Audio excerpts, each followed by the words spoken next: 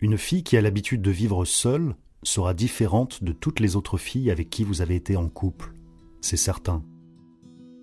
C'est celle que vous aurez le plus de mal à faire craquer. Ces barrières seront difficiles à franchir et sa vigilance sera au maximum, car pendant longtemps, il n'y a eu que ça, ces barrières. Elles sont une partie du monde qu'elle a construit entièrement, elle seule, et en plus d'être une protection, ces barrières sont également à l'origine de son identité. Elles représentent la coquille englobant l'endroit qu'elle a créé, la vie qu'elle a construite, un monde qui n'appartient qu'à elle.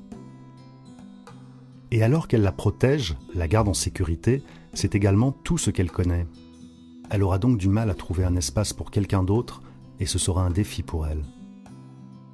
Une fille qui est habituée à vivre seule dira à un moment ou à un autre qu'elle n'a pas besoin de vous.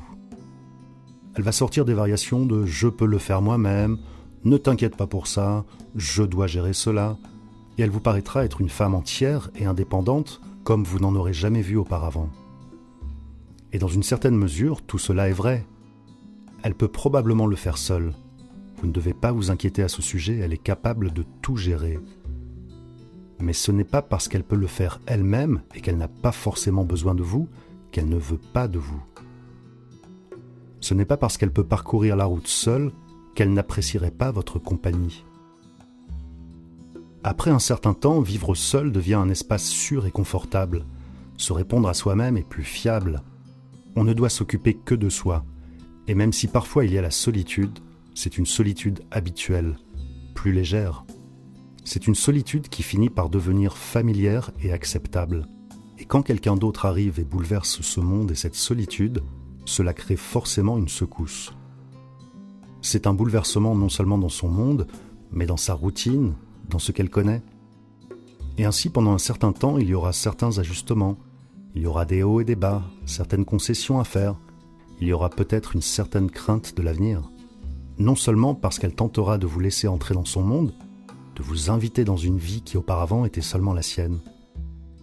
Mais il y aura aussi cette crainte que si elle vous fait confiance et vous laisse entrer dans sa vie, elle s'arrêtera alors d'être bien en restant seule. Et la peur qui accompagne cela est « que dois-je faire s'il me quitte ?» Quand vous aimez une fille qui est habituée à vivre seule, vous aimez une fille qui est effrayée par la possibilité d'avoir à réapprendre à faire cela. Vous lui dites « s'il te plaît, laisse-moi entrer », alors qu'elle pense déjà « s'il te plaît, ne pars pas ». C'est facile de vivre seul une fois que vous y êtes habitué, mais le temps que l'on met à s'y habituer est souvent un voyage difficile, et elle redoute vraiment la possibilité d'avoir à le revivre.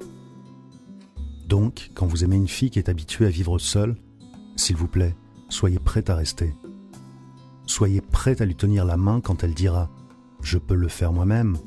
Répondez « je peux t'aider ». Soyez prête à en apprendre davantage sur sa vie, son monde, et à trouver un moyen de le respecter tout en faisant partie de celui-ci. Soyez prête à escalader les barrières construites autour d'elle et de son cœur. Soyez prête à vous soucier réellement d'elle et de sa vie.